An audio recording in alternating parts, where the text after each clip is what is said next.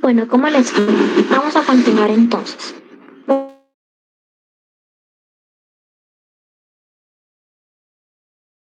Voy a compartir pantalla.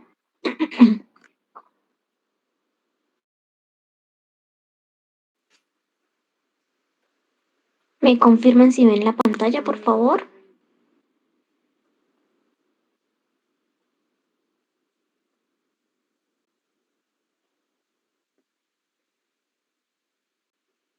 Sí, profe, ahí se ve.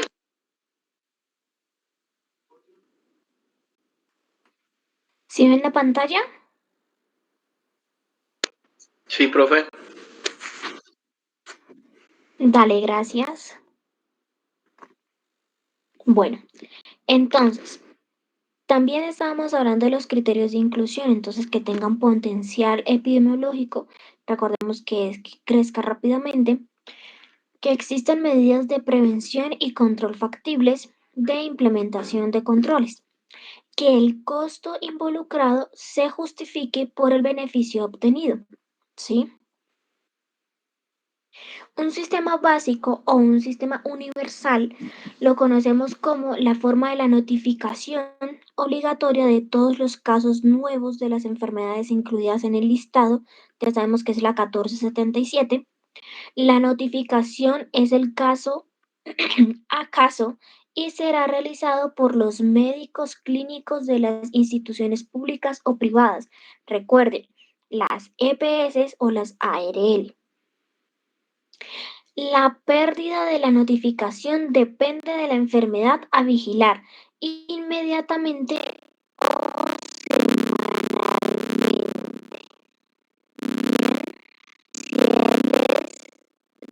Sentinales tras depuración, redes de médicos tras respectivos de las poblaciones. Sus respectivas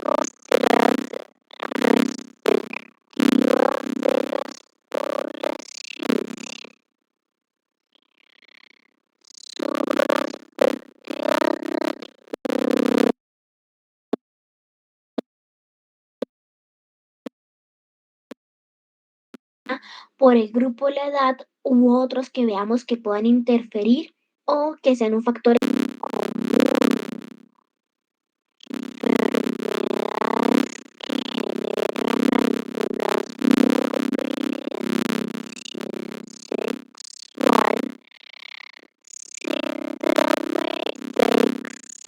de esta partecita y es muy tediosa. Los brotes de ETA, ¿sí?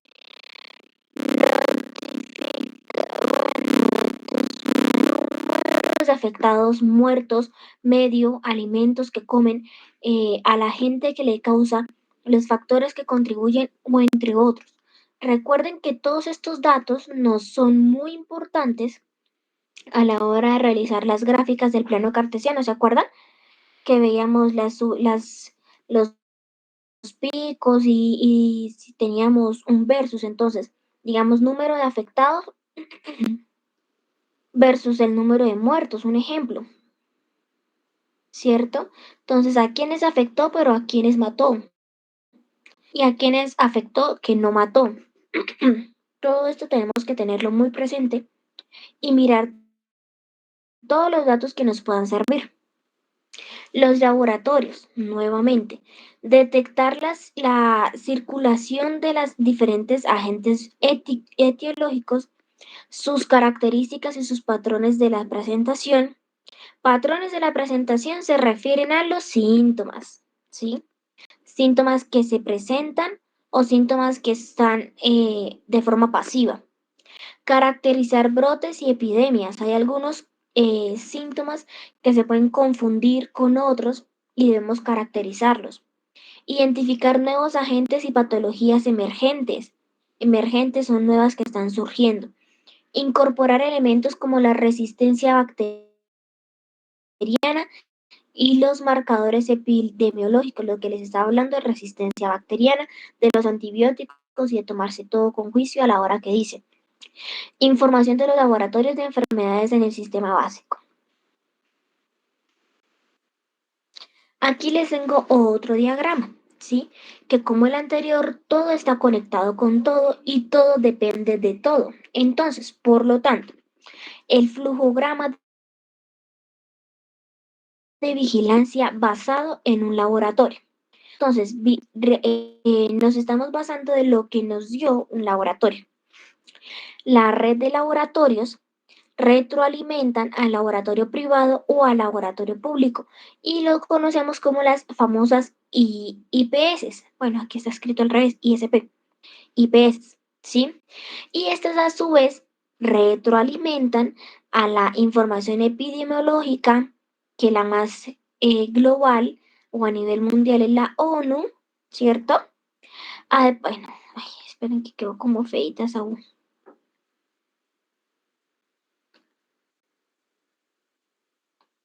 La ONU a nivel mundial, ¿sí? A nivel departamental o nivel nacional están las EPS o las ARL, ¿sí?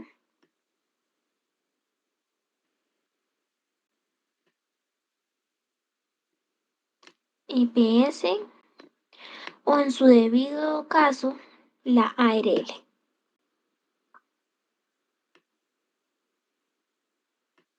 Ujú. Y esto lleva una información técnica o un boletín donde se hace un establecimiento asistencial a nivel general. Y todo esto lo conocemos como informes técnicos o boletines. Bien, ejemplos de medidas de acción y prevención. Aquí ya estamos entrando como un poquito más a fondo de lo que debemos, cómo debemos actuar y cómo deberíamos prevenir. Bien. Implementación del modelo, adaptación del marco legislativo, reformas, decretos, elaboraciones y actualizaciones de las normas y los protocolos, todo lo que nos diga a nivel legislativo. Fortalecimiento del CEREMI, o bueno, de lo que diga el sistema de régimen de salud a nivel mundial. El desarrollo de la organización, el fortalecimiento de los recursos humanos, la adecuación de los recursos y la infraestructura, la gestión de los recursos financieros. Los delegados de la epidemiología, hay médicos ocupacionales delegados de la epidemiología, hay médicos especialistas. Entonces, profesional, miembro del equipo de la salud del establecimiento público o privado, que es donde enviamos a nuestros trabajadores. Función principal de asegurar el enlace entre el establecimiento y el sistema regional, no me acuerdo, sistema epidemiológico regional y mundial.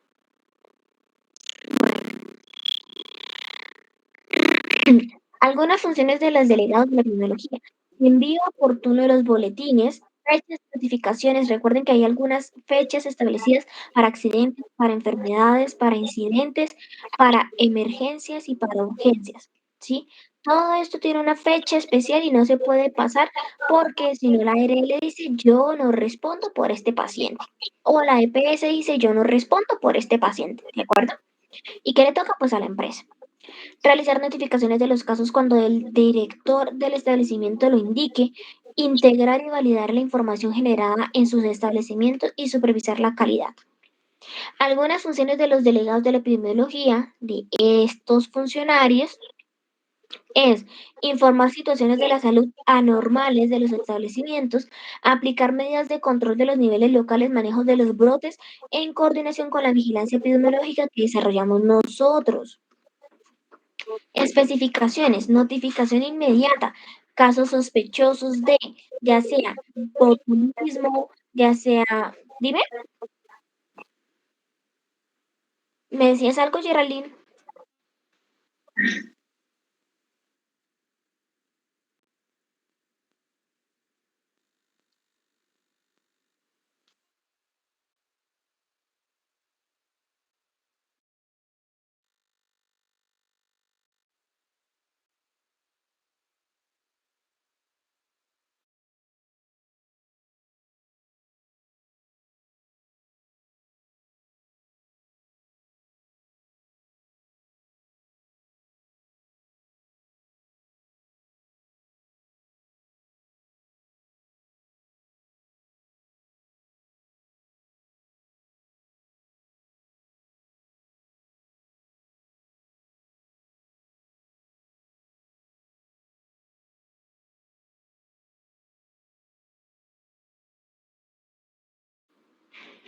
Ok, Geraldine, no te escuché, no te entendí lo que me dijiste. ¿Me puedes escribir, porfa? Estaba esperando que me repitieras.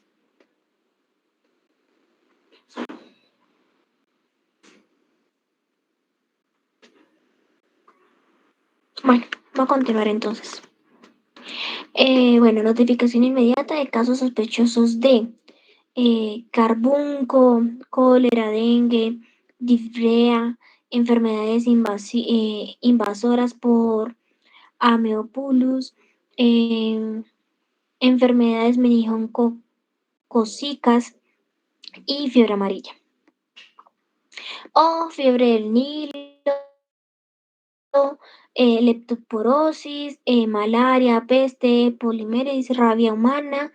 Hace muchos años no se ve un brote de rabia humana, pero bueno. Sarampión, SARS, síndrome pulmonar, tronquionitosis. Bueno, estos términos los reconoce más rápido un médico, ¿sí? Y ellos son los que deben reportar rápidamente o de forma inmediata si sospechan que sea algo de esto. Igual que varicela, igual que sarampión, y son de igual, de forma inmediata que se debe notificar. Un dato curioso. Resulta y pasa que yo tenía que como 19 años, creo, 20 años, y a mí me dio varicela. Yo estaba estudiando en la universidad.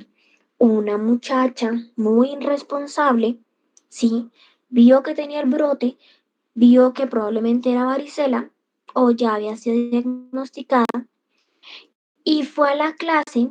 Nosotros teníamos clases todos los sábados presenciales, sí, y ella fue, se le hizo fácil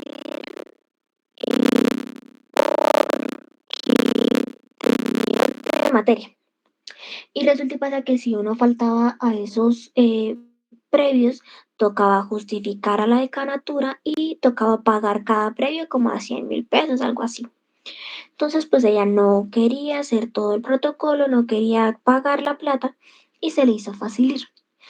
Resulta y pasa de que ella llegó a la clase normal y una profesora vio que ella estaba brotada.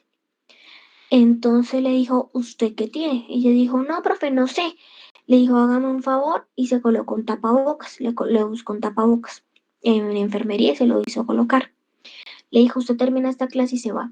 Y ella le dijo, no, profe, yo no puedo, tengo que presentar los previos. La profesora le dijo, es que a mí no me interesa, discúlpeme en este momento, le dijo así, si usted hace o no hace los previos, me interesa más su salud y proteger a los otros estudiantes.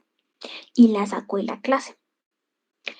Contadito calendario, yo estaba casi que diagonal del puesto de ella. Calendario como a los 15, 18 días me salió un brotecito. Y pues a mí me picó la espalda, yo me eché uña, yo me rasqué, normal. Sí, cuando sentí como agua, yo dije, no, imposible, granitos, no. Y le dije a una compañera, mírame la espalda, por favor, porque no sé qué tengo. Yo estaba en la otra universidad de mi otra carrera. Sí, me dice, tienes toda la espalda brotada, Laura. Y yo le dije, no, no puede ser. Y dije, pero broté como, tómeme una foto. Me tomó la foto y sí, eran burbujas de agua. Y yo le dije a mi mamá, recógeme por favor, tengo que ir a urgencias. No me recogió, me llevó a urgencias. Eso fue el día más maravilloso. Yo no me demoré ni 20 minutos en el médico. Me pasaron de una con médico general, ni siquiera la cabina de las preguntas que hace el médico, sino de una adentro consultorio, ¿sí? Y esos corrieron a todos los pacientes, fue impresionante el protocolo y me dijeron que si yo había tenido contacto con alguna persona que había tenido varicela. Y yo les dije, no, que yo sepa, no. Entonces les comenté el caso de la muchacha. Me dijeron muy efectivamente, muy probablemente esto es varicela. No sé, no hay tratamiento, tiene que esperar que su propio cuerpo asimile la información, la combata, la infección, perdón, la combata, esto, no coma comidas irritantes, y yo ese día había almorzado un pescado, y el pescado es la comida más irritante del planeta. Entonces, bueno, me mandaron unas cremitas tópicas como para que no me picara la piel, el brote, Me dijo que obviamente en mi edad era de alto riesgo uno ser contagiado de varicela y pues que si mis padres o mi madre mi hermana habían tenido varicela, les comenté que sí, que ellas ya habían tenido, entonces no había ningún problema que yo me quedara en la casa con ellas. Fue la cosa más horrible del planeta, sí, porque uno no se podía recostar porque la espalda la tenía brotada. No me podía colocar boca abajo porque todo lo tenía brotado. No me podía colocar la cabecita de lado porque la tenía brotada. El cuero cabelludo me picaba, todo me picaba, los pies, las manos, todo, ¿sí? Y esto es una enfermedad altamente infecciosa y contagiable, pues para las personas. ¿A qué voy con el caso? Resulta y pasa que para esa época yo estaba en exámenes finales, pues de la otra universidad, ¿sí? Y esto, yo les mandé correos electrónicos a los profesores, les mandé todos los resultados médicos, les mandé las incapacidades, les mandé todo lo que me dieron los médicos. Resulta y pasa de que un profesor me ha sabido responder el correo y me dijo, no me importa si usted está enferma, si usted no viene a presentar el parcial, el examen final, reprueba la materia. Y pues yo nunca había faltado a clases en mi vida, o sea, si yo faltaba era porque en serio estaba muy mal de salud, ¿sí? Aunque tuviera una gripe o algo y tuviera laboratorio, que entrara aire acondicionado, lo que fuera, yo me colocaba camisas cuello tortuga, bufandas, sacos de todo, y yo iba a clases. Entonces yo le dije al profesor, yo le dije, es que no es culpa mía, no es que yo no quiera, es que eso es una enfermedad, que no sé qué, altamente contagiable. Dijo, la única forma de que yo le acepte que usted no presente el parcial y lo pueda presentar después es que vaya aquí a la enfermería, al bienestar universitario en la universidad, ¿sí? Y me traiga una orden de ellos. Yo le dije, ¿en serio usted me va a hacer ir a la universidad donde le estoy diciendo que esto es altamente contagiable? Dijo, pues depende de usted. Y yo, ok. Cerré el correo, me bañé, me organicé, mi mamá se puso súper molesta. De igual pues me hizo el favor, me llevó a la universidad y ya enfermera a cargo me dijo que cómo se le ocurría a ese profesor hacerme ir y exponer a toda la institución a esa enfermedad, ¿sí? Yo le dije, pues no hay de otra, yo pues obviamente temo por mi materia porque no quiero perderla, ¿sí? Y ella rápidamente llamó a la ingeniera de la decanatura de mi carrera, ¿sí? Le informó del tema. Ella le dijo que cómo se me ocurría haber ido, o sea, me regañó que cómo se me había ocurrido. Yo le dije, pero yo qué más hacía, y el profesor me puso contra la espada y la pared. Le dije, ya le mando los correos. Le mandé los correos y ellos llamaron a comité al profesor. Sí, sí. Y hice lo que el profesor me obligó en esa prácticamente porque o era ir a la universidad y presentarme a la bienestar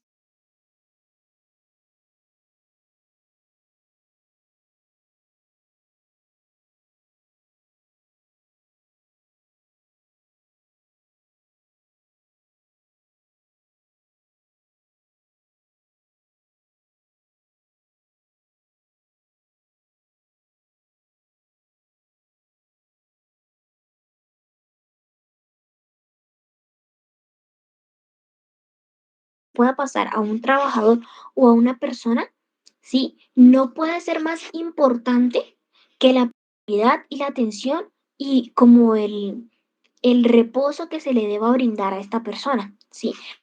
Facilitar los medios, facilitar los métodos, facilitar la comunicación. Si de pronto el trabajador puede hacer trabajo remoto, pues busquemos cómo el trabajador desde su casa, si tiene un computador, haga el trabajo remoto y pueda cumplir con la carga, ¿sí?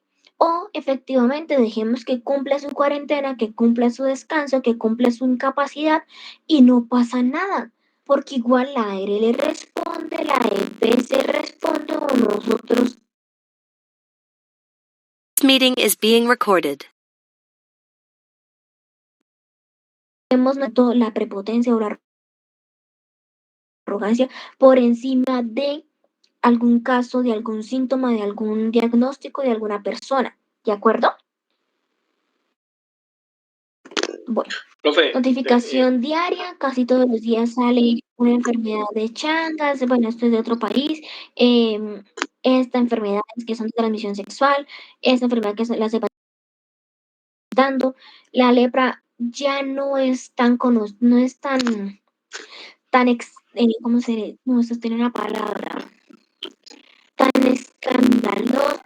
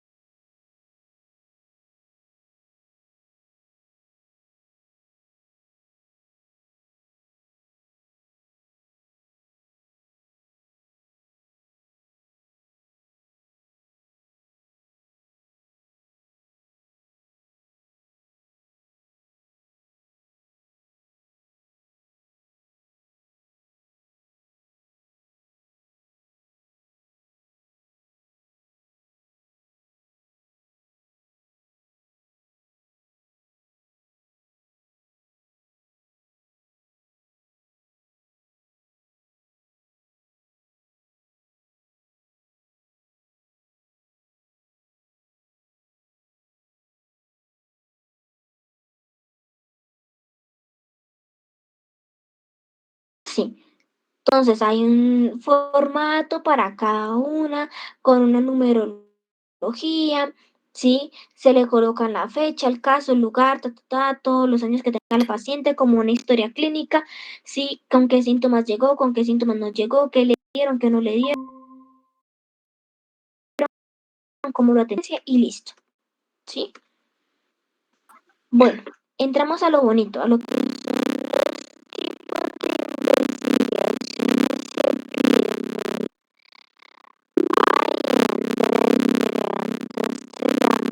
Dime. Sí, Andrés, te escucho, dime. Profe, ¿ahí me escucha?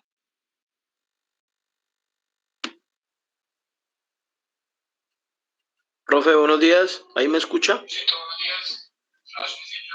Dime, Andrés. Profe, ¿no me escucha? Buenos días. Se te escucha muy entrecortado. ¿Puedes escribirme, por favor? Escríbeme aquí en el chat de la No, clase, es que por favor.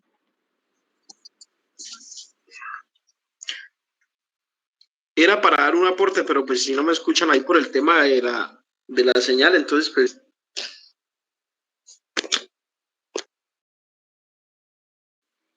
Eso último sí te escuché de la señal y ahí no te escuché más. Si quieres, escríbeme o intenta otra vez por el micrófono, por favor. Profe, no sé si ahí me escuchan. Sí, te escucho. Listo, profe. Es para dar un aporte antes de que de pronto cierre ahí el tema que usted estaba comentando en cuanto a cuando una persona de pronto tiene una enfermedad de ese tipo. Hoy en día, si cierto, nadie está por encima de la ley. No sé si de pronto hasta ahí me han escuchado bien.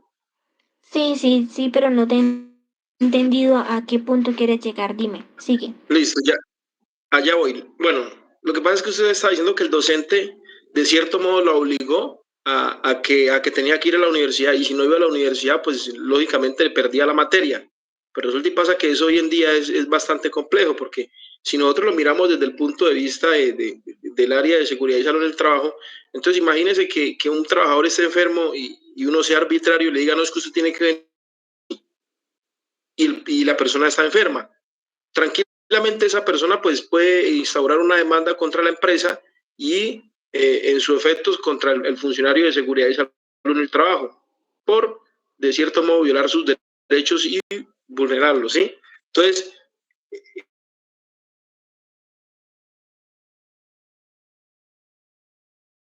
arbitrario ni tampoco tomarse la ley por sus propias manos. Para eso hay unas leyes, hay unos decretos y pues eso lo ayuda a uno para que de pronto el día de mañana uno trabajando en esta área no vaya a cometer esos errores y se vaya a meter de pronto en un problema y vaya a estar inmerso en investigaciones o problemas jurídicos. Sí, claro, Andrés, muy chévere tu aporte. De hecho, pues a mí me pasó y yo tuve que ir a la universidad por desconocimiento. Yo era chiquita, yo tenía que como 19, 20 años. Yo todavía no me había graduado porque es que yo llevaba en similitud al mismo tiempo durante los mismos 5 años lo que era la administración de salud ocupacional con ingeniería biotecnológica. Resulta y pasa que administración de salud ocupacional yo la vi en una universidad privada y ingeniería en biotecnología la vi en una universidad pública o mixta, pero más que todo es pública. ¿Sí? ¿Qué pasa con esto? Yo vi la gran diferencia que lo que pasa es la atención y la prioridad de. ¿Por qué? En la universidad privada, los estudiantes tenían voz y voto. ¿Cómo así? Si decíamos, no, este profesor no viene a clase, o este profesor no nos está dictando lo que creemos, o este profesor es diario, o este profesor nos está hostigando con cantidad de trabajo, si nosotros tenemos otras actividades por fuera, podemos quejarnos porque habían como medios de comunicación directos con la alta dirección. Por ejemplo, yo fui representante de casi todos los semestres de mi carrera por la Uniminuto, que es la universidad privada. Entonces, nosotros lo que hacíamos era todos los meses, le llamábamos entre meses, ¿sí? Reuníamos las opiniones de todos nuestros compañeros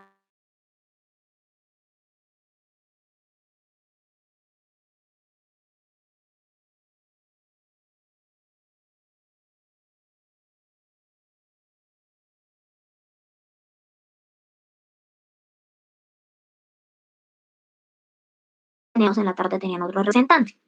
Entonces, éramos 3 por cada semestre. Nos reuníamos y decíamos, esto está pasando. Y resulta y pasa que coincidíamos con otro semestre, digamos el cuarto semestre. Uy, sí, nosotros nos pasa lo mismo con el mismo profesor, ta, ta, ta, ta, ta, ta. ¿Sí? Y la Uniminuto decía, ok, o bueno, los directivos, ¿no? Vamos a hablar con el profesor a ver qué es lo que está pasando. Y ellos hablaban con los profesores y los profesores cambiaban del cielo a la tierra. No significa que uno no, o sea, tenga la nota regalada y que uno vaya y ya, por solo por ir ya pasó la materia. No, es muy complicado, ¿sí? Pero pues que todo sea de una forma más humana. A diferencia de la universidad pública en Cúcuta, ¿sí? Ustedes buscan, para no decir el nombre, la universidad pública o más mixta, más conocida y más problemática en Cúcuta, Norte de Santander, ¿sí? Allá tienen voz y voto los profesores. Los estudiantes no valen, no importa, ¿sí? Hay docentes que le asignan 50, 80 estudiantes por una sola materia, imagínense, ¿sí?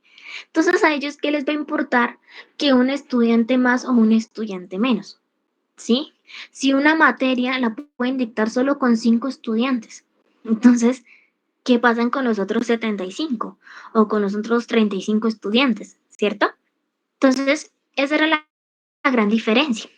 Y resulta y pasa de que si yo hubiera tenido el conocimiento en ese momento, yo no me hubiera ido a la universidad ni loca, ¿sí? Yo hubiera de pronto mandado un correo al Ministerio de Salud o un informe y hubiera pedido de que fuera notificado mi profesor o el docente de la universidad tal, de la materia tal, de la decanatura tal, de que yo no podía asistir. ¿sí? Y ahorita en casos laborales, yo lo que le digo a los trabajadores es, pues a mí no me conviene, ¿cierto? Porque se supone que estoy como que colocando en contra a los trabajadores, pues de los empleadores, pero pues vayas al Ministerio de Trabajo, ¿cierto? O mande un correo al Ministerio de Trabajo, o hable con a un asesor del Ministerio de Trabajo.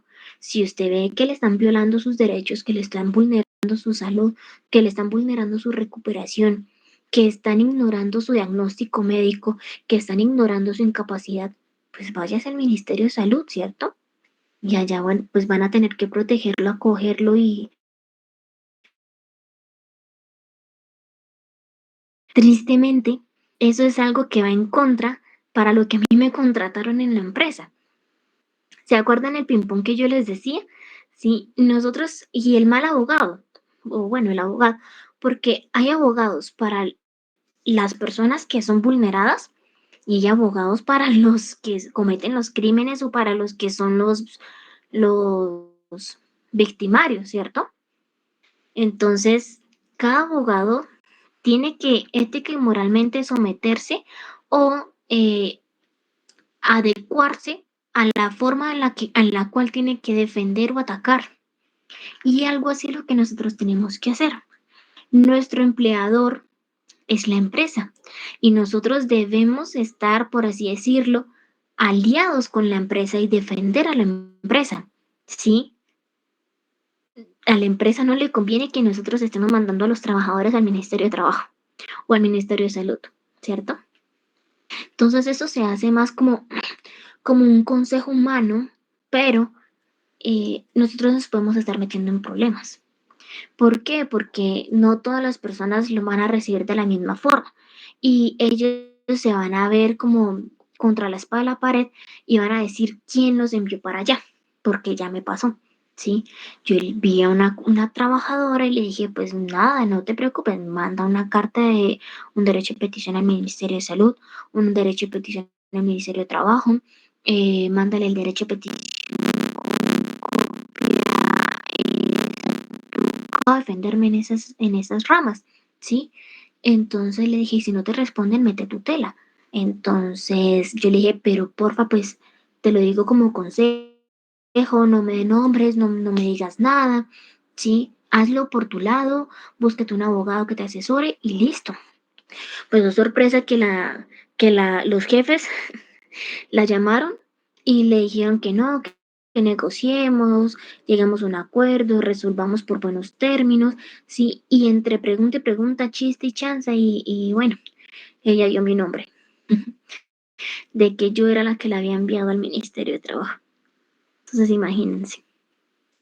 Entonces, ahí es donde uno dice hasta dónde puedo llegar o hasta dónde uno puede aconsejar o uno puede recomendar por de pronto brindarle una mejor solución o un bienestar a un trabajador. ¿Sí? Y ahí yo pequé, que menos mal no me hicieron ninguna observación en mi hoja de vida ni nada, pero y que pues todo salió en mejores términos, porque ellos pudieron arreglar y no se fueron a la parte pues de juzgados ni nada de eso. Pero ahí es donde uno dice, ¿será que puedo? ¿Será que debo? ¿Mi parte ética me lo permite? ¿Mi parte moral me lo permite? Entonces es muy complejo todo esto. Uno por simplemente brindar un consejo o ser más humanos o ser más fraternos o ser más empáticos, uno también puede estarse metiendo en graves problemas, ¿sí? Entonces, tratar de evitarlos. Sí, es triste, es feo, es desconsolador, sí, pero la misma sociedad lo ha obligado a uno como a blindarse en esa forma, sí. Entonces, y ellos, algunos trabajadores van a buscar es el beneficio propio, sí, más que el beneficio común o el ser agradecidos de que me están brindando una ayuda, pues la hago y me quedo callado o la hago y no menciono. Entonces, toca tener muchísimo cuidado y uno hacerse como de tripitas corazón, como por ahí dicen. Hacer que uno no siente, hacer que uno no percibe y hacer el trabajo que a uno le corresponde. Para lo que a uno lo contratan, enfocado, hacerle, cumplir, responder. Sí, y listo. tristemente algunas experiencias a uno como que lo obligan a hacer eso, ¿sí?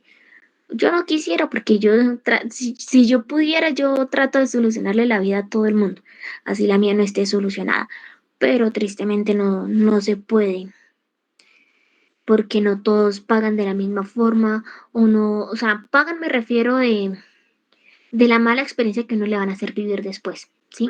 No por la retribución económica, porque eso realmente no me interesa, ¿de acuerdo? Bueno, vamos a continuar, porque me desvié bastante el tema, pero me gusta como estas preguntas como para que ustedes vean otras perspectivas, ¿sí? Y a veces uno peca por hacer más de lo que a uno le corresponde o le toca. Bueno, entonces, vamos aquí con el tema porque resulta y pasa que la tareita que les voy a dejar está impresionante. Creo que vamos como por aquí. Vamos aquí, listo. Bueno, necesito toda la atención de ustedes porque vamos a hablar de los tipos de investigaciones epidemiológicas en seguridad y salud en el trabajo. Entonces está la investigación observacional, está la investigación experimental. Entonces, esta es la parte descriptiva, que su palabra lo dice, describe la frecuencia y la distribución de los problemas de salud en la población. Y está la analítica, que su palabra lo dice, busca identificar factores de riesgo asociados a un problema de salud. Investigación experimental. Entonces, habla de lo que son los ensayos clínicos, ¿sí? Y ellos pues evalúan la eficiencia de la interacción para prevenir o controlar un problema de salud. Y también están los ensayos comunitarios, los clínicos y los comunitarios, ¿bien? Donde evalúan la eficiencia y la intervención para prevenir o controlar un problema de salud en la comunidad. Vamos ni más ni menos con los métodos de investigación epidemiológica en Colombia. Uno de ellos es la encuesta, estudios de casos y controles, estudios de cohorte.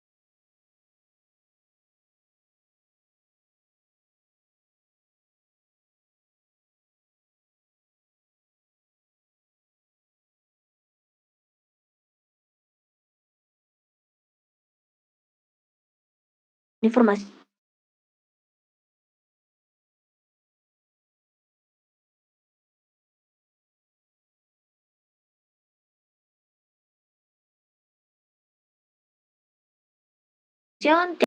hay casos de cohorte en las personas pues que no tengan estos problemas. Estudios de cohortes, es decir, siguen un grupo de personas a lo largo del tiempo para observar la incidencia, o sea, cuántas veces se repite un problema de salud. Etapas de la investigación epidemiológica. Hay más, pero pues yo se los quise como englobar en estas 7 etapas.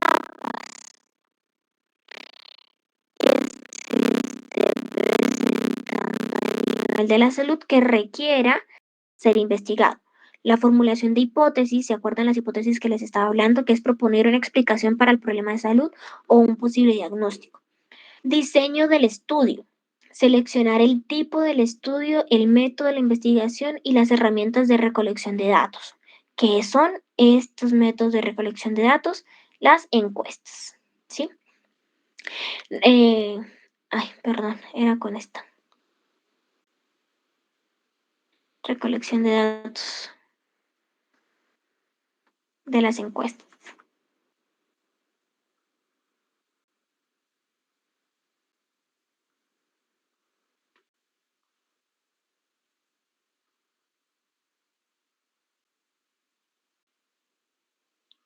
Ok, la recolección de los datos salen de las encuestas que se hagan, de acuerdo de los estudios o casos o controles o de los cohortes. El análisis de los datos. El análisis de los datos, ni más ni menos que son las famosas tablas, las gráficas, ¿se acuerdan?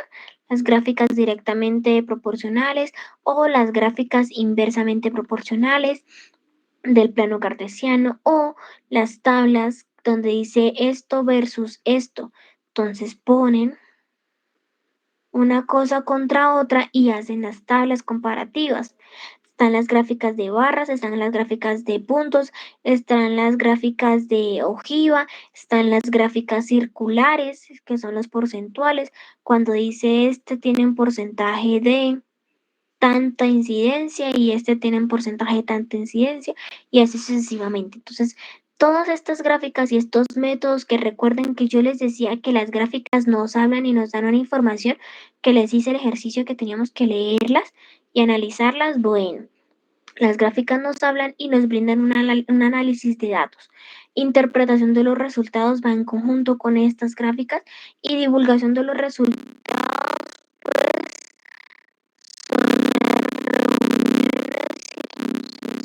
todas las reuniones que se le hagan a nuestros trabajadores para socializar los temas y capacitarlos de qué es lo mejor, qué es lo que se puede hacer, qué es lo que no se puede hacer, si, si ocurre algo que hay que hacer, a quién hay que informarle, todo esto, ¿sí? Entonces aquí se les da la información, se les sustenta, se les explica, se les argumenta. Recuerden que todas estas encuestas que salen para el análisis y recolección de datos tienen que ser de forma anónima, ¿sí? Nosotros no podemos decir no ni ma. Perdonen la caligrafía, eso sí. Aquí queda súper complicado escribirles bonito y redondito.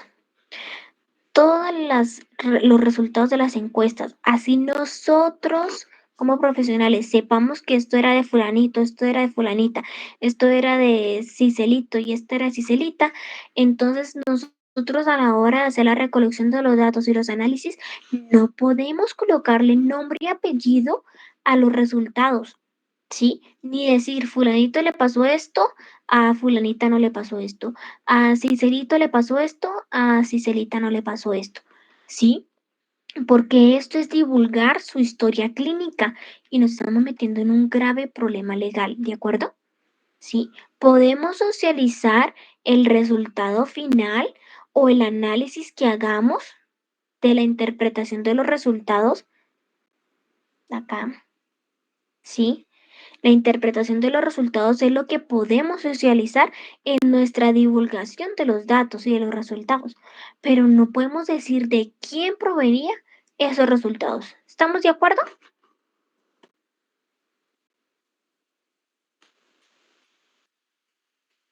¿Sí, Sí, profe. Sí, profe. Dale, pues. Les voy a decir la siguiente diapositiva y necesito de toda la atención porque de la diapositiva siguiente y de la siguiente es de donde van a hacer la tarea del día de hoy. Así que muchísimo ojo y muy pendientes.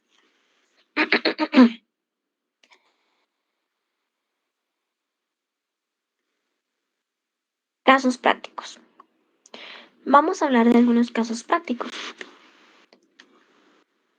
El estudio descriptivo.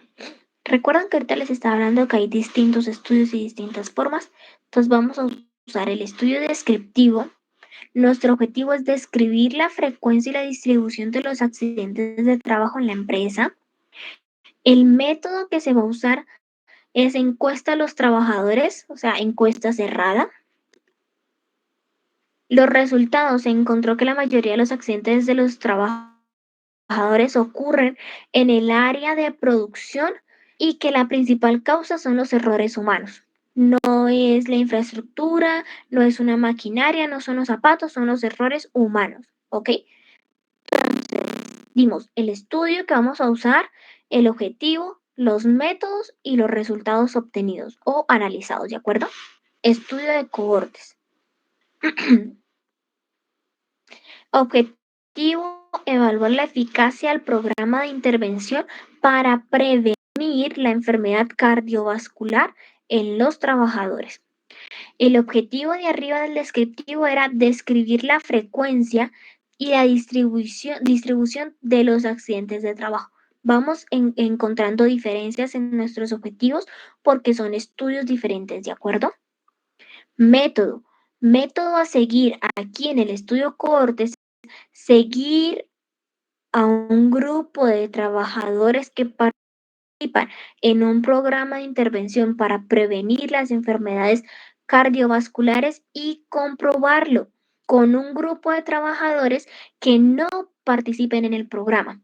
Entonces, el estudio cohorte lo que hizo fue, tengo un grupito de 5 trabajadores, pongámosle, 5 trabajadores versus, o lo vamos a comparar con otro grupito de trabajadores de 5 personas. A estos 5 los vamos a enviar, aquí dice, a intervención para prevenir enfermedades cardiovasculares. Entonces, estos 5 se van a inscribir en un programa de intervención para prevenir enfermedades cardiovasculares. Entonces, programa para intervenir y prevenir enfermedades cardiovasculares. Ok, entonces, ellos 5 para el P y P, E, C.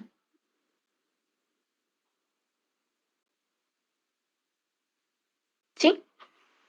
Y a estos 5 no les hacemos nada, los dejamos quieticos. Después de un tiempo, no sé, de un año, un semestre, un año, ¿sí? Vemos si ellos tuvieron un resultado y lo comparamos con el resultado de ellos.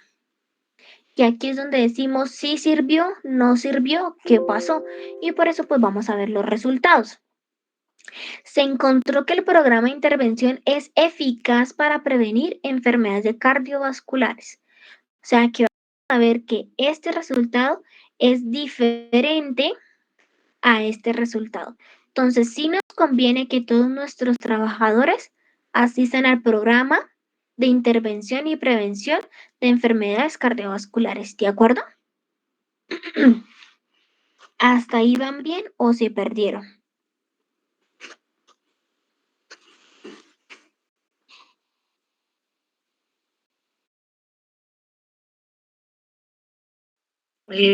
Profe, hasta el momento sí te he entendido. Dale, gracias. Bueno, vamos entonces. Recuerden que de aquí y de esta diapositiva y de la siguiente va a salir la tarea de hoy. Entonces, hagan todas las preguntas que se les ocurran, ¿listo? Estudio de prevalencia. ¿Qué es el estudio de prevalencia? Recuerden que es el estudio de incidencia o de resistencia. Entonces, la enfermedad respiratoria de los trabajadores de una fábrica textil. Tenemos el estudio que es diferente al de cohortes y al descriptivo.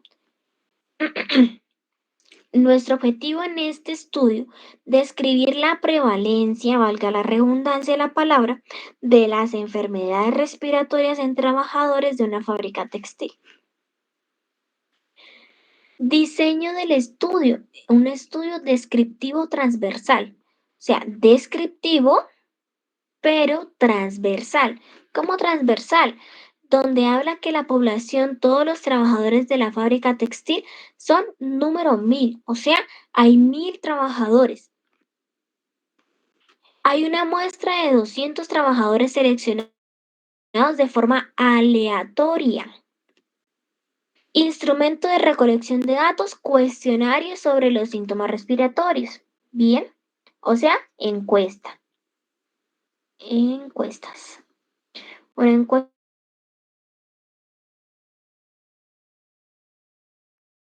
cerrada. Cerrada. Se escribe así, o nulo. Bueno. Resultados de prevalencia de las enfermedades respiratorias de los trabajadores de la fábrica textil fue un 20%. Los factores de riesgo asociados con la enfermedad respiratoria fueron la exposición al polvo y a la exposición humana. Un 20% de estos 200 trabajadores. Entonces estamos hablando que más o menos, ya les digo a terminología matemática, 40 trabajadores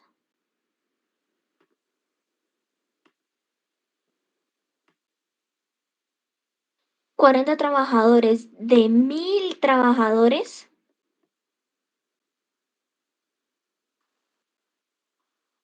tienen prevalencia en las enfermedades respiratorias. ¿Sí? ¿Sí me van entendiendo? Algo así, listo. Entonces vamos, estudio de prevalencia. Bien, vamos a estudio de casos y controles para identificar los factores de riesgo de cáncer de pulmón en trabajadores expuestos al asbesto. Objetivo, identificar factores de riesgo de cáncer pulmonar en trabajadores expuestos al asbesto. Diseño del estudio, estudios de casos y controles. ¿Cómo así? El método para comparar las características de los trabajadores con cáncer pulmonar con las de los trabajadores sin cáncer pulmonar. Casi igual que lo que estaban haciendo aquí de un grupo con otro grupo. Un caso de 50 trabajadores con cáncer pulmonar, entonces ya no eran, por ejemplo, borramos aquí, aprovechemos este dibujo.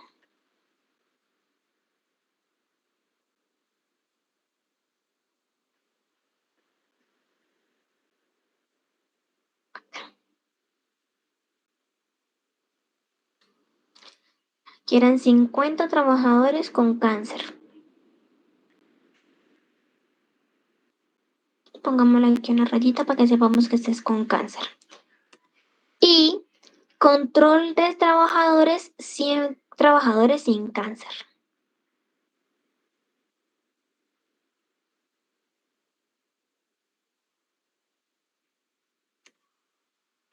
Este es el control. Es el control. Borrador.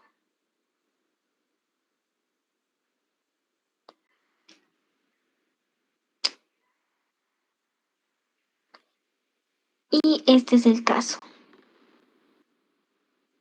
50 trabajadores y el control son 100 trabajadores. El instrumento de recolección de datos es un cuestionario sobre la exposición al asbesto y otros factores.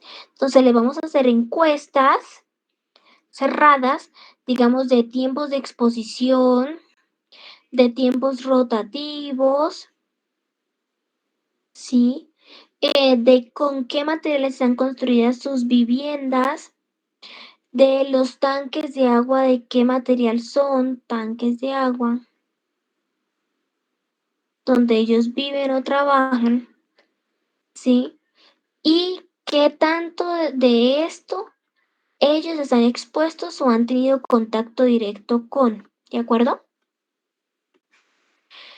El factor de riesgo más importante para el cáncer de pulmón en los trabajadores expuestos al asbesto fue la exposición acumulada de asbesto. Entonces, puede ser que el tanque ellos era en ese material, que las tejas donde viven estaban hechas de este material, que el tiempo de exposición era, digamos, de 12 horas diarias y que el tiempo rotativo o el tiempo de rotación no tenían. Imagínense. Sí, otros factores de riesgos asociados con el cáncer del pulmón fue el tabaquismo y la exposición a radiación ionizante. Imaginemos que de estos 50 trabajadores, 40, un ejemplo, 40 fumen cigarrillo. 40 sean fumadores activos, ¿sí? Y que el otro 10% de los otros 10 trabajadores de estos 50, ¿sí?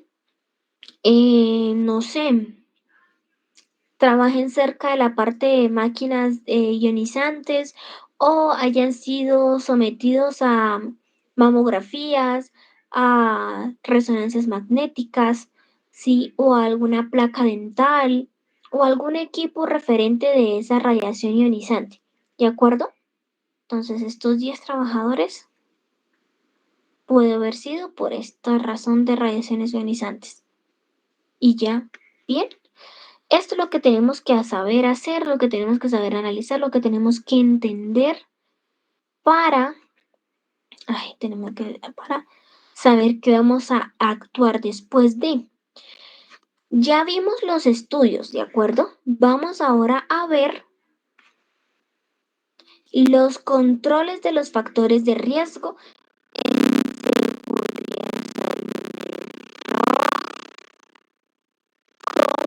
la salud en el trabajo. Las medidas de acción que se implementan o implementarán para prevenir o reducir la probabilidad que ocurra un accidente de trabajo o una enfermedad laboral. Entonces, los principios es priorizar y la eliminación del riesgo. Recordemos que nosotros casi que nunca vamos a eliminar un riesgo. Quizás sustituir, pero eliminar casi que imposible. ¿Sí? Recuerden que está la sustitución, la eliminación y la modificación, si no estoy mal. ¿Sí? Entonces, la medida de control más efectiva, no creo, pero eliminación de los factores de riesgo. ¿Por qué les digo no creo? Aunque la norma lo dice, ¿sí? Que la eliminación. Pero es que si tú eliminas esto, igual necesitas que algo supla la necesidad o la actividad que esta máquina hace o que este individuo hace. Entonces lo vas a reemplazar por otra cosa. Y esta otra cosa representa nuevos riesgos que deben ser analizados en la matriz de riesgos. Bien. Controlar el origen, las medidas o la fuente, por así decirlo, controlar la fuente. Las medidas de control deben aplicarse a lo más cerca posible del origen del puesto de trabajo o del riesgo o del individuo. La protección colectiva frente a la individualidad. ¿Cómo protección colectiva? Pues creo que ahorita con el COVID-19 todos estábamos usando el tapabocas, que aparte de ser algo individual era más colectivo, ¿sí? Entonces algo así es lo que estamos mirando dentro de la empresa. Medidas de controles de protección en un grupo de trabajadores que son las más efectivas de las que protegen a un solo trabajador. Que el protocolo para lavar las manos, para desinfectar las manos, que tanto tiempo, que esto, que lo otro, que el gel antibacterial, que el alcohol, que el tapabocas, que no sé, que las mascarillas, que la cofia, que los guantes, todos estos medios tenemos que empezar a mirar cuáles sirven, cuáles no sirven, cuáles hacen el bien común más que el bien propio, ¿de acuerdo?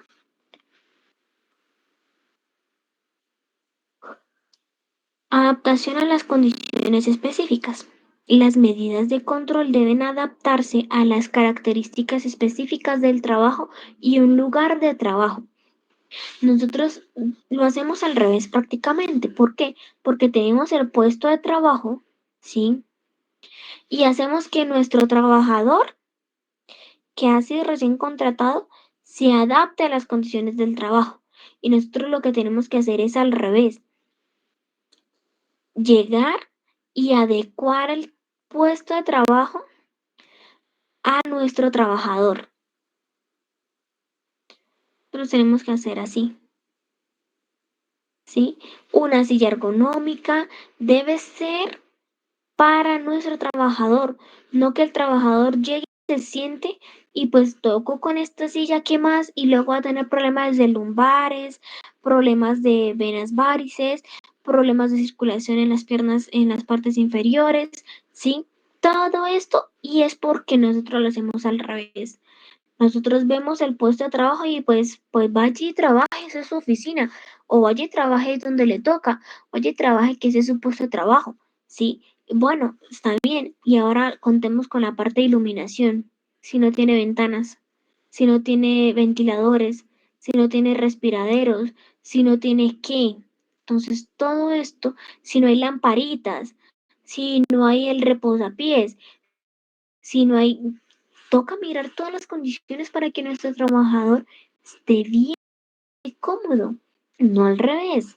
No nuestro trabajador se adapta a lo que hay, a lo que le tocó y listo, no diga nada. Muy importante, métodos de control. Sí, control en la fuente, que es la eliminación del riesgo, bueno, sustitución, sustituir de manera peligrosa por uno menos peligroso. ¿Sí? Aislamiento del riesgo. Encerrar el proceso o la máquina peligrosa. Entonces, si es necesario que, digamos, sea una litográfica, de que esté enjaulada y entonces solo entra el operario y el operario es el que maneja unas llaves. Un ejemplo, ¿sí? O no sé si han visto los tanques de gas o ¿cómo se llama esto? La de los tacos de las empresas que son supremamente largos, esas vainas de tacos, y aquí dice riesgo eléctrico y dice prohibido el acceso al personal y eso está con llave, con candados, con rejas, con todo, y aquí están todos los tacos de la empresa, ¿sí? Que si se fue la luz, que si aquí se prende la planta, que si hay que prender un bombillo, que si hay que desconectar un pasillo, que si hay que si hay que y que si hay que.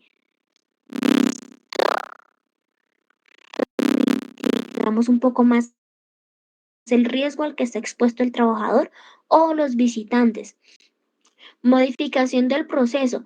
Rediseñar el proceso para eliminar o sustituir el riesgo. ¿De acuerdo?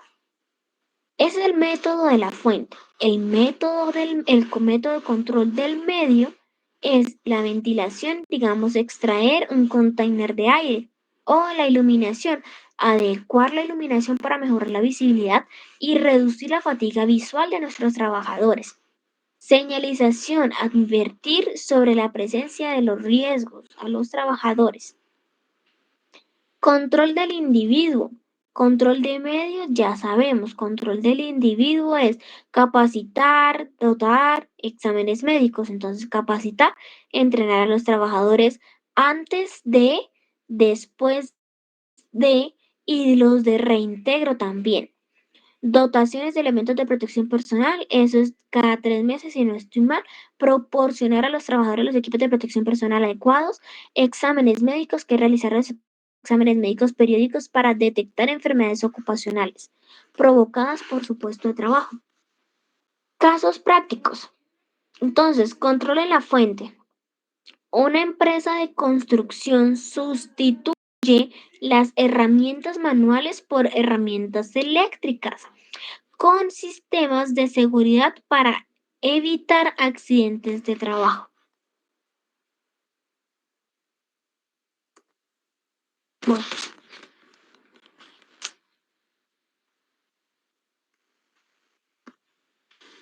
ok. Entonces, vimos que aquí están sustituyendo herramientas manuales, o sea, esfuerzo humano o operaria humana, por máquinas eléctricas. Bien. No sé qué tan bueno sea, puede ser que sean buenos, puede ser que sea malo, puede ser que traiga sus opciones en contra, pero hay un control en el medio. Es decir, una fábrica textil instala un sistema de ventilación para eliminar el polvo de algodón del aire y prevenir enfermedades respiratorias. ¿Sí? Estamos hablando que aquí están hablando del control de la fuente. Control del medio, entonces instalaron ventiladores. Son casos hipotéticos aparte, ¿no? Son diferentes. Y así eliminan el polvo algodón en el aire dentro de la empresa. Control al individuo es una empresa química que capacita a sus trabajadores sobre el riesgo de trabajar con sustancias químicas y les proporcionan equipos de protección personal adecuados. ¿Sí? ¿Sí se dieron cuenta la diferencia de qué es control a la fuente, control al medio y control al individuo?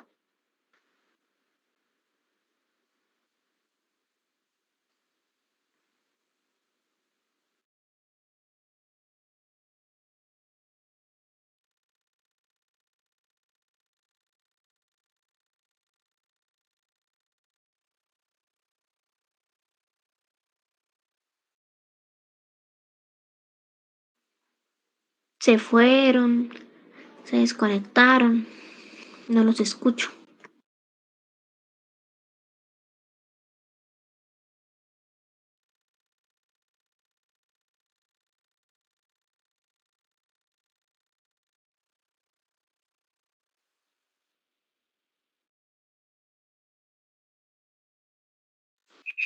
Pues yo estoy por aquí. Dime, Andrés. ¿Me repite la pregunta, por favor? Dime. profe, que si me hace el favor y me repite la pregunta.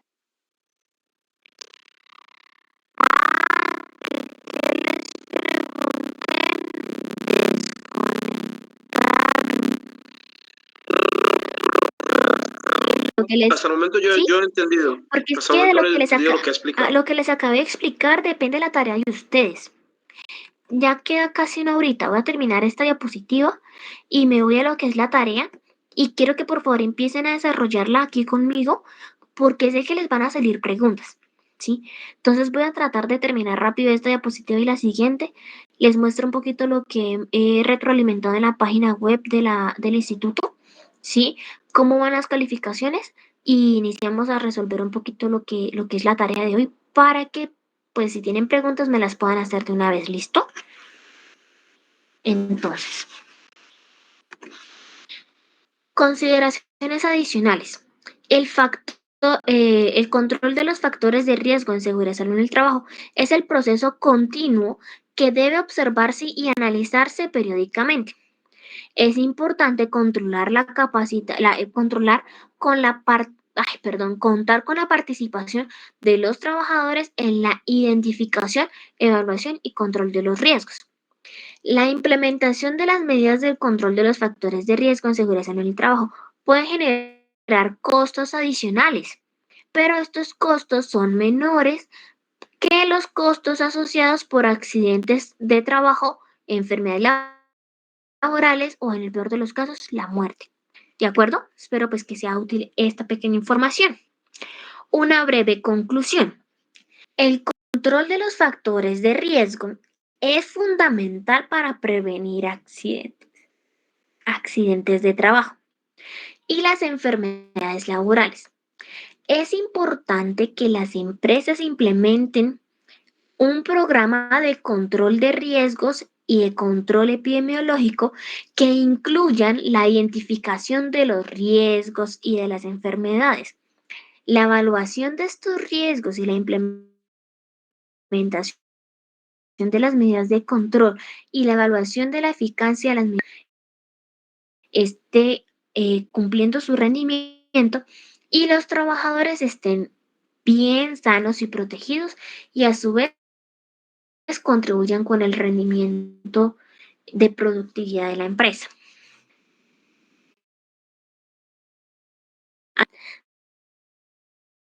Si quieren verlas, si quieren implementarlas, si quieren analizarlas, estos son algunos links de los que he sacado información, como por si quieren ir, curiosear, chismosear, ¿sí? Ahí lo pueden hacer bien.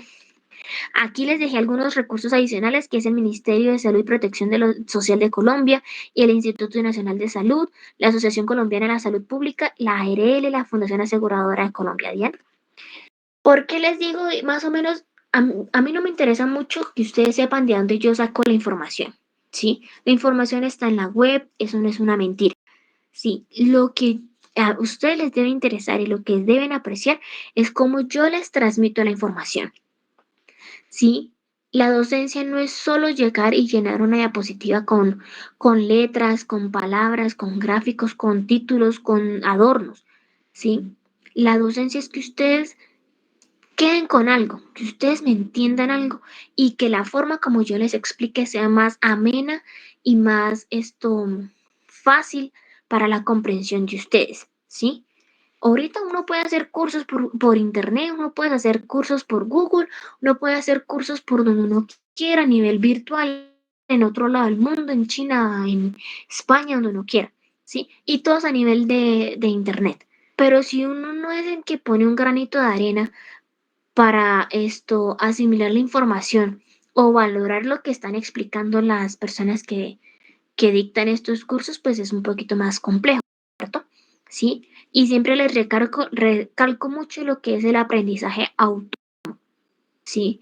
Entonces, no solo se queden con lo que yo les explico aquí en clase, porque tras de que es tedioso que estemos conectados 4 horas, ustedes en una pantalla escuchándome y yo en una pantalla hablándoles, que a veces pienso que me quedo hablando sola y obviamente a mí se me cansa la voz, ¿sí? Yo también tengo que descansar, yo quedo después delicada de mi garganta, ¿sí? Entonces todo esto hay que valorarlo, todo esto hay que revisar. Entonces, no se queden solo con lo que yo les puedo explicar aquí, o yo les traigo como a reconocer un poquitico de cada cosa. Amplíen la información ustedes. Investiguen. Si quedaron con la duda, busquen. De pronto, si no me entendieron el tema,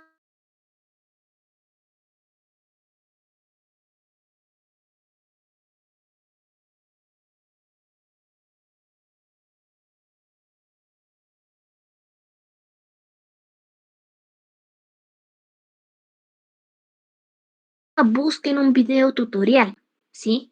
Pero no se queden con la duda y pregunten. Carlos, unos videitos por si quieren entrar, que la introducción de los significados, sí, que entran miles y miles de videos en la red, ¿listo? Ahora sí, vamos con la tarea. Necesito que estén súper pendientes. Pero el 4 que les voy a dejar es algo compleja de entender, pero si me la entienden la hacen súper fácil, ¿listo? Seleccionen un caso práctico de los que ya les pasa el material, ¿sí? Un caso práctico y un método de control, ¿sí? O sea, yo un ejemplo, quiero el estudio cohortes y voy a usar el método de control a la fuente, ¿sí? Un ejemplo. Y yo soy fulanita. De pronto, no sé, Geraldine que diga, no, yo quiero el caso descriptivo con el método de control en el individuo. De pronto Andrés diga, no, yo no quiero ese, yo quiero esto. Ay, perdón, aquí me comí el 4. Yo no quiero ese, yo quiero el estudio de prevalencia con el método del control en el medio, ¿sí? O de pronto por ahí creo que vi a Patricia o a Ginaida o a Andrea, no me acuerdo. Les digan, no, yo no quiero ninguno de esos. Yo quiero el estudio de casos y controles para identificar los factores de riesgo, pero en la fuente, ¿sí? Un ejemplo, ¿sí? O como ustedes quieran, se los dejo a libre disposición. Solo es para que ustedes me entiendan, ¿sí? Ustedes pueden escoger solo, ay, borré el 4 otra vez. Uno de arriba y uno de abajo, ¿de acuerdo? Y esto es súper importante porque después de que escojan uno y uno, deben hacer un análisis de por qué usted ha seleccionado este método de control para, o sea, que usted dice que ese es para este caso. Entonces, fulanita Laura escogió el método de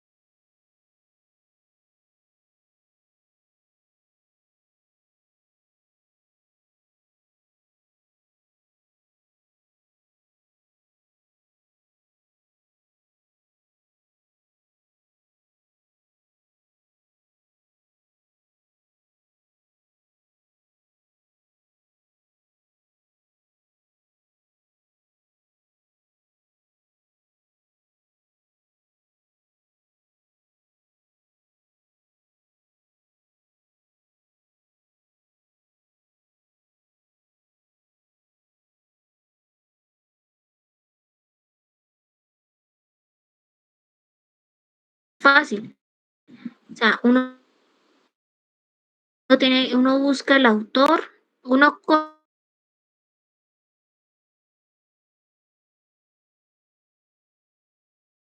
autor por el apellido, el año, Andrés, lo que sea, sí, y el año que estás citando y la página que estás citando, ¿de acuerdo? O sea, esta página es de donde encontraste el documento.